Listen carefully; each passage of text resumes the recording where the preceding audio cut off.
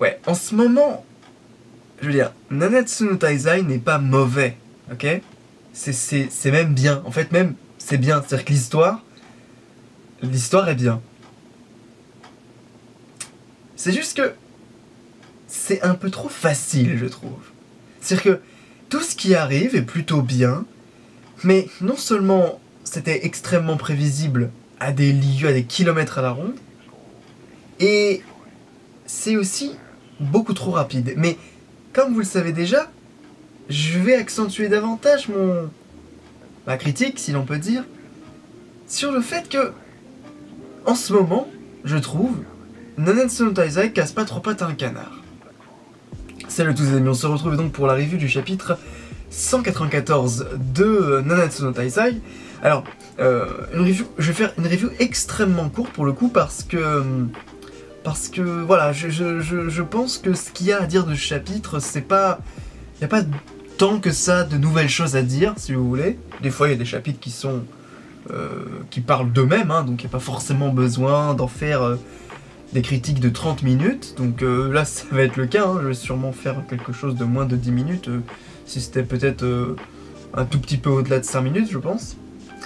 Mais... voilà, bon, parlons un petit peu de ce qu'est Nanatsu no Taizai en ce moment. Même si je ressens effectivement qu'il y a peut-être un sous-scénario qui se dessine derrière la défaite des Taizai et derrière le retour un petit peu suspect de Meliodas, je suis conscient de ça, et c'est d'autant plus confirmé à la fin de ce chapitre. Même si je suis au courant de tout ça, je suis quand même un peu déçu de la façon dont les événements nous sont amenés. C'est-à-dire que je trouve, et comme j'ai dit en intro, Nanatsu no Taizai présente une histoire cohérente, intéressante, et qui tient debout. Et franchement, l'histoire tient debout. L'histoire, je veux dire, si j'avais eu à écrire le scénario, je l'aurais pas vraiment fait différemment. Effectivement, j'aurais peut-être fait... comment dire, j'aurais peut-être fait un autre portrait de la défaite des commandements à la fin de cet arc, c'est-à-dire que j'en aurais fait quelque chose d'un peu plus épique, hein, j'aurais accentué le tableau de manière à ce que ce soit un peu plus, comment dire, contrasté, hein, que les défaites ne soient pas juste des trucs un peu ternes, ou soit juste les commandements qui se fassent un peu latter sans aucune forme de pitié. Et peut-être aussi ce que j'aurais fait, ça c'est une chose, j'aurais rallongé un peu les batailles, et de manière à un petit peu, à nous faire un peu respirer, à nous faire ressentir un peu les différents impacts. Comme vous le savez déjà, comme je l'ai dit en intro, je ne vais pas rentrer de nouveau là-dedans puisque vous connaissez mon point de vue. Par contre, voilà, je reviens sur mon idée principale qui était la suivante. L'histoire de Nanatsu no Taizai est bien, je la critique dans la façon dont elle nous est présentée, amenée au fur et à mesure des chapitres. C'est-à-dire que je trouve que, au-delà du fait que ce soit précipité, il y a comme quelque chose qui fait que je trouve que c'est trop simple, quoi. C'est genre, il y a beaucoup d'éléments qui sont, pour moi, amenés de manière trop évidente, où on se pose pas assez de questions, et c'est genre, on passe à autre chose, on tourne la page beaucoup trop vite. Et je vais mettre deux choses à l'épreuve, justement, pour, à titre d'exemple, on va dire, à titre d'exemple. La première, c'est la venue de Zaratras. Avant toute chose, les amis, je vais vous faire un petit cadeau, d'accord? Je vais vous faire un petit teasing.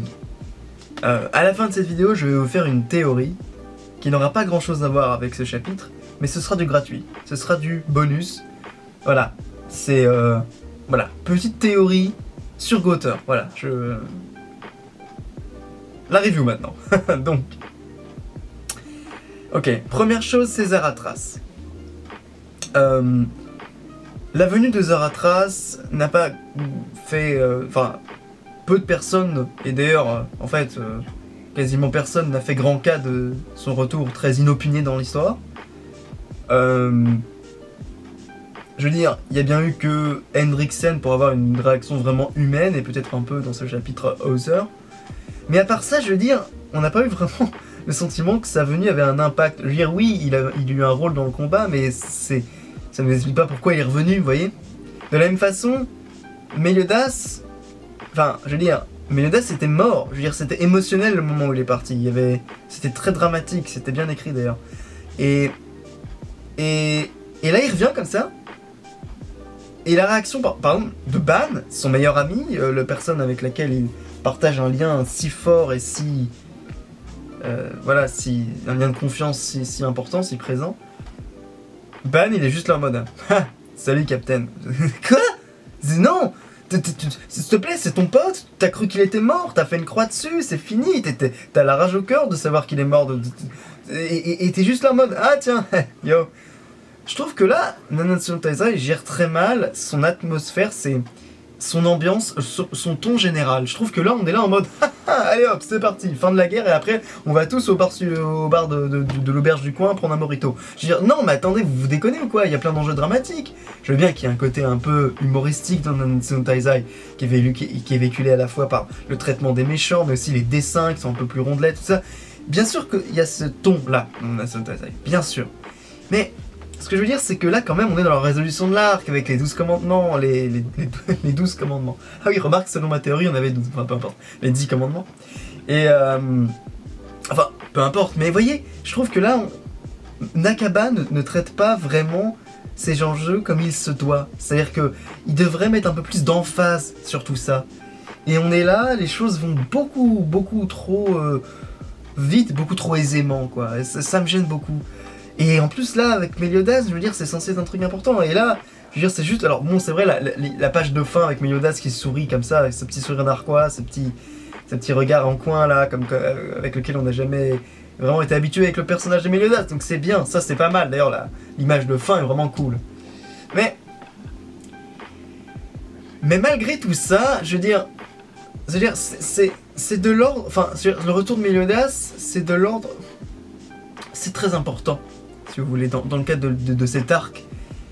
Et ça contient les enjeux du roi des démons, du rôle de Meliodas, de ses intentions, si vous voulez, de son rôle même dans l'histoire, de son alignement moral dans l'histoire. Est-ce que c'est vraiment tant que ça un gentil, entre guillemets? Et je trouve que là, ça a vraiment... enfin, c'est... je sais pas, je ressens pas grand-chose, quoi. Alors, bon, il y a des trucs marrants, par exemple. Alors maintenant, on va parler un peu plus de ce qui se passe avant, c'est-à-dire avec Grillamort, Dreyfus, tout ça. C'est pas mal, c'est bien, j'aime bien.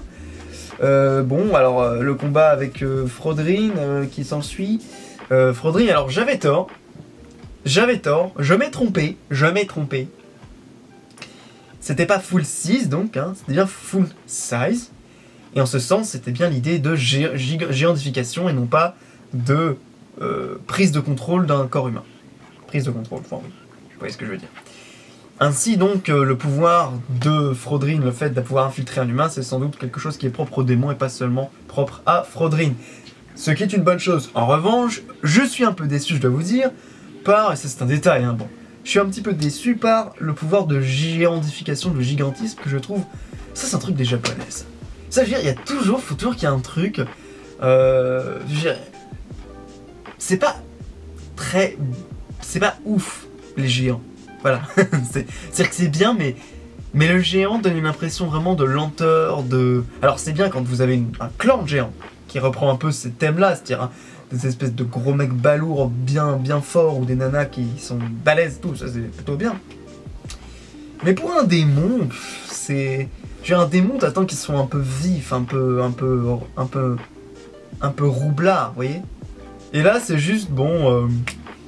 c'est un géant, quoi. Alors c'est un monstre, il est cool, hein, je vous l'avais dit là, dans ma revue précédente que je l'aimais bien. Mais je sais pas, c'est pareil, ce chapitre, encore une fois, je veux dire, il m'a laissé un peu neutre. C'est-à-dire que c'est vraiment pas mauvais, c'est-à-dire que c'est plutôt cool, les dessins sont bien d'ailleurs.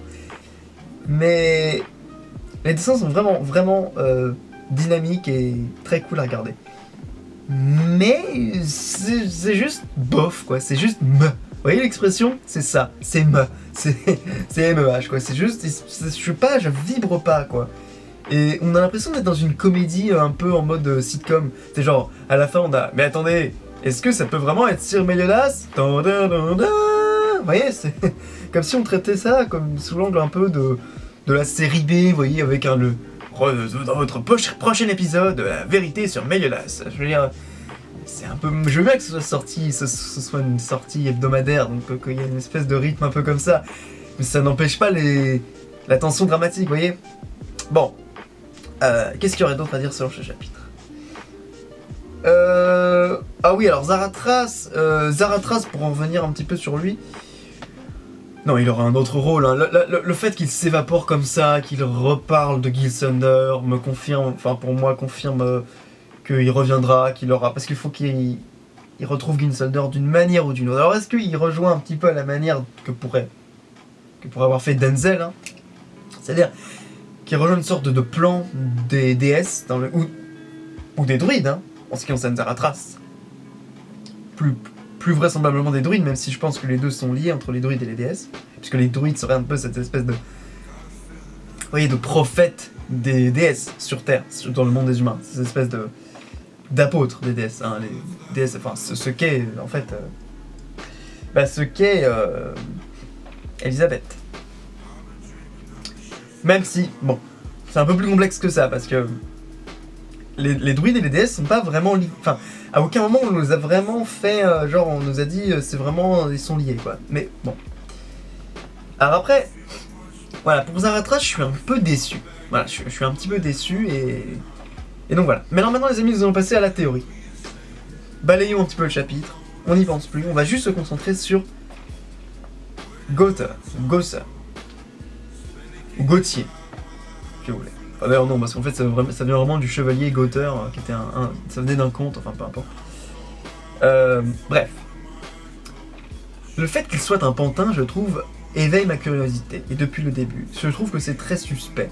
Ce n'est pas un clan, ce n'est pas une race, ce n'est pas une créature mythique de ce monde, c'est juste un pantin. Sans émotion, c'est une sorte de marionnette qui n'est qu'une espèce de vaisseau dans lequel il n'y a pas de cœur, il n'y a rien, et justement ce personnage est un petit peu comme le personnage dans Le Magicien d'Oz, c'est-à-dire le robot qui recherche...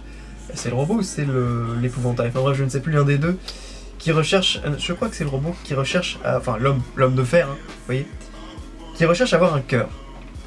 Donc ce serait une espèce de poupée creuse qui recherche à se remplir d'émotions et de sentiments humains. Ok. Quel était le commandement de Gother? Le désintérêt. À savoir, tu ne convoiteras pas les biens, la femme, la maison, les moutons, les trucs, les machins de ton voisin. Ok? C'est en gros le fait que tu envisageras tes rapports de manière complètement altruiste pure, quoi. C'est-à-dire, tu seras pas en mode je vais faire ça et ensuite je pourrais obtenir des biens, non, t'es désintéressé. C'est-à-dire que ce que tu fais, tu ne le fais pas pour un bien particulier, pour une récompense, vous voyez? Ok. Alors moi je pense à un truc. Et peut-être que vous aussi ça vous a traversé l'esprit, et à ce compte-là vous me direz peut-être mais c'est évident, t'es vraiment un abruti, évidemment c'était ça depuis le début, donc dans ce cas-là moi je mets à coup de page, je ne savais pas que c'était du coup, ça reste une théorie en ce qui me concerne. Est-ce que le désintérêt ne serait pas justement ce qui a été appliqué à Gother après qu'il ait justement été puni car il aurait dérogé à la règle de son propre commandement, tel que l'a fait Galan par exemple, et il a été transformé en statue. Rien ne nous dit que quand les commandements dérogent à la règle de leur commandement, sont forcément punis de la même manière. On a eu Galan qui avait pour habitude de figer ces personnes dès qu'il avait en face de lui des ennemis qui lui mentaient, enfin des personnes qui lui mentaient. Et de ce fait, lui-même a été affecté par son propre pouvoir en devenant une espèce de statue. Parce qu'il n'avait pas respecté sa parole. Et donc, la chose que je pense être la clé du destin de Gother, c'est qu'en fait, et le passé, je pense que Gother, en fait, à un moment, c'était soit un humain, soit n'importe quel autre truc, tout à fait vivant, avec des intentions, des désirs, des émotions. Et à un moment, il n'a pas respecté son commandement, il s'est fait punir par son propre commandement, et on lui a retiré son humanité. On lui a retiré justement ce qui concernait, ce qui faisait sa personnalité. On lui a retiré son cœur. Et c'est ça, la punition du désintérêt. Et ça ferait énormément de sens. Je vous explique. Comme je vous ai dit, le désintérêt, c'est le contraire de la convoitise. Mais qu'est-ce que c'est la convoitise? C'est pas forcément mal. La convoitise, c'est de vouloir quelque chose. C'est d'avoir des désirs, c'est d'avoir des intentions. C'est d'avoir des... Si vous voulez, des sensations par rapport au monde qui t'entoure. je veux ci, je veux ça, j'aime cela, j'aime ceci. C'est se sentir pleinement objet dans le monde, c'est-à-dire je suis pas juste, voilà, je regarde pas le monde d'un œil spectateur, j'ai envie de participer, j'ai envie d'avoir quelque chose, de posséder certaines choses, j'ai envie de faire des choses pour moi.